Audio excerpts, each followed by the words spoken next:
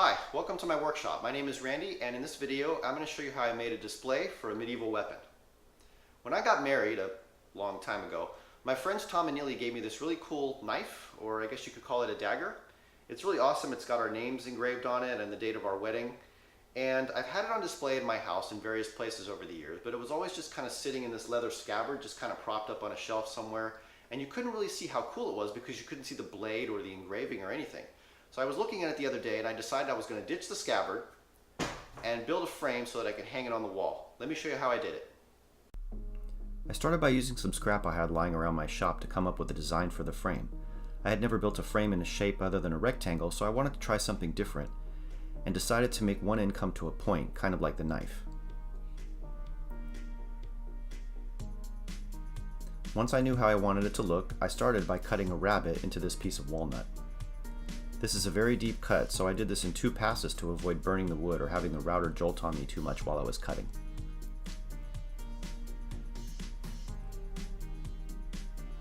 Once the rabbet was cut, I went over to the table saw and cut the piece to width.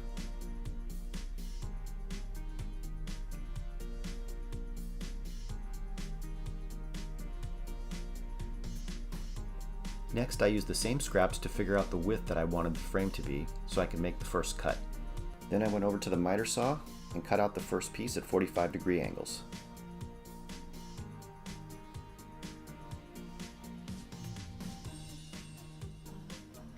Now that that piece was ready, I could figure out the size that I needed to make the pointy end. The pointy end of the frame needed to be the same size as this piece, so I used some scrap again to figure it out. The main reason that I'm testing this out on a piece of scrap first is to figure out the angles. In my head, a 45-degree angle was going to fit perfectly with a straight piece, which turned out not to be the case. In order for this to be done right, the angle needs to be half of 45, which is 22.5 degrees.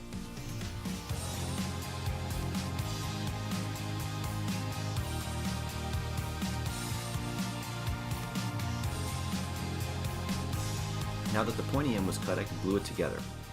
I clamped one piece down to my table and also clamped my speed square down so I could line these pieces up perfectly. Once I had them lined up, I clamped them to a 1-2-3 block until they dried. Now while that was drying, I needed to find something else to do. I'm going to be using magnets to hold the knife into the frame, so I needed to cut a couple blocks with holes in them to hold the magnets. I pushed my drill press down as far as it would go and then put a piece of material that I knew was exactly 1/8 of an inch underneath it and drilled out the hole.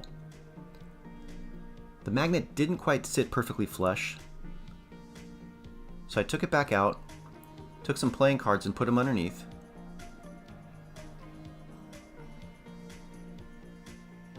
and then I drilled it out one more time.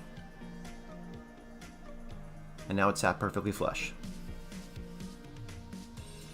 Now that the holes were cut, I could go over to the bandsaw and cut the blocks out.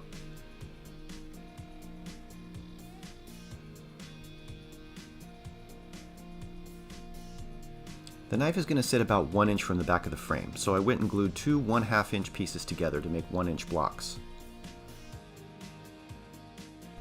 By using the magnet method to hold the knife in the frame, it'll be removable, for cleaning or if there's a zombie apocalypse or if you just want the knife. I said, I want the knife. And now it's time to cut those 22.5 degree angles I was talking about earlier, as well as all the other pieces.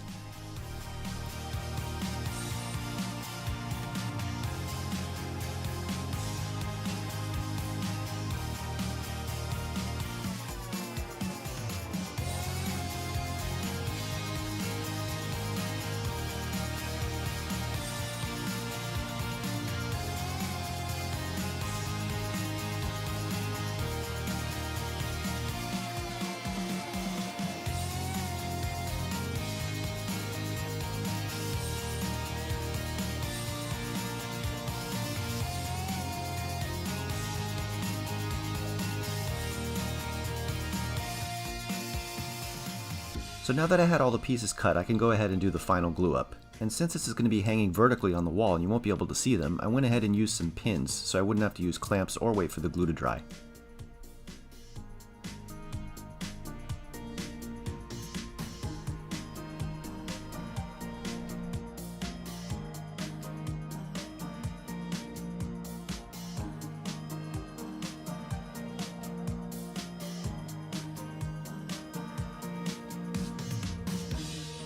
As you can see, 1, 2, 3 blocks, as well as magic cards, are quite handy tools in the shop. Now because the other side has weird angles, I'm not going to be able to use clamps or pins, so I'm going to use a method I learned back in high school from my shop teacher. You just take your glue, wrap some string around the frame, and then grab some scrap blocks and push them under the string until it tightens.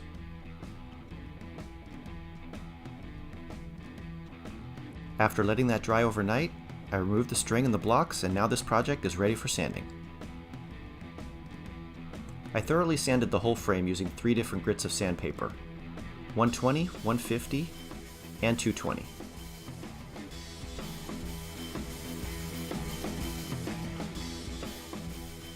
After the sandpaper, I went over it with a couple of different grades of Scotch-Brite pads.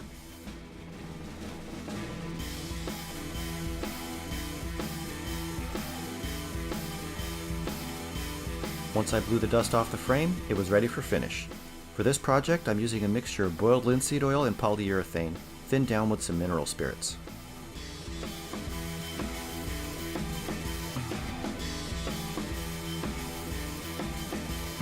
This finish makes the wood look great by bringing out its original color and giving it a layer of protection all in one step.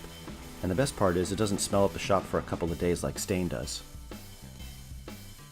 After giving it a nice thick coat, I waited for 10 minutes for it to dry a little bit, and then came back and wiped off the excess with some towels.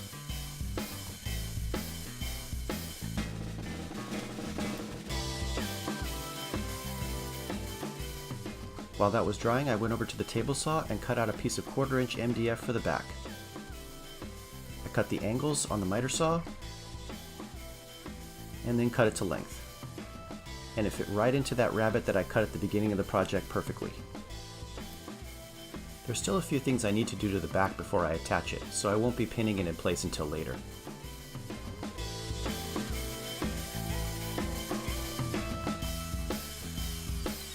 I used a silicone-based adhesive to glue the magnets into those blocks that I made earlier. And just to ensure that they're never going to pop out, I glued a couple of really thin pieces of polystyrene on them with some CA glue.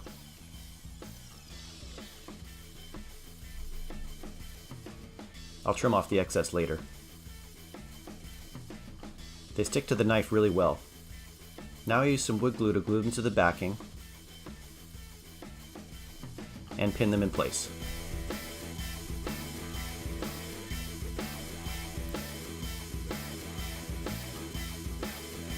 Before I pin it in place, I'm going to be coloring the backing black, but instead of using paint, I'm going to be using flocking fibers. This may seem like a lot of extra work, but if I was going to use paint, it would probably come out blotchy unless I used about 3 coats of primer and sanded it between coats, so this really isn't that bad. Here I'm preparing the flocking gun by putting the fibers inside of it.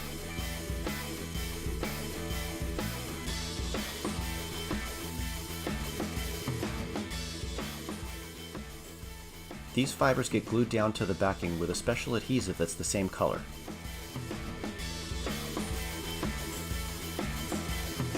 I use a brush to lay down a nice even coat. As you can see here, I added a 3rd magnet block just to make sure that the knife stays in place well.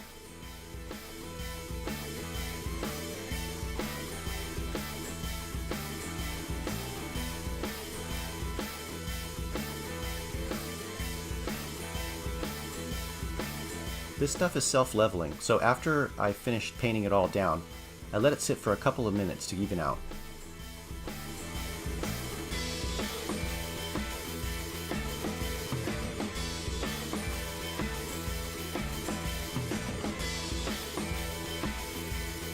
Now you use the flocking gun to spread the fibers all over the adhesive.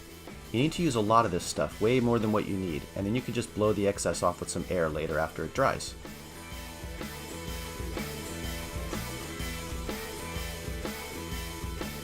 This came out to be a really nice deep black, and the texture really looks better than paint.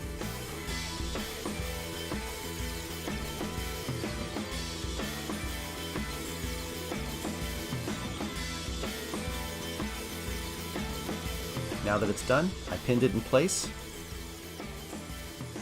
and this project is finished. Thanks for watching.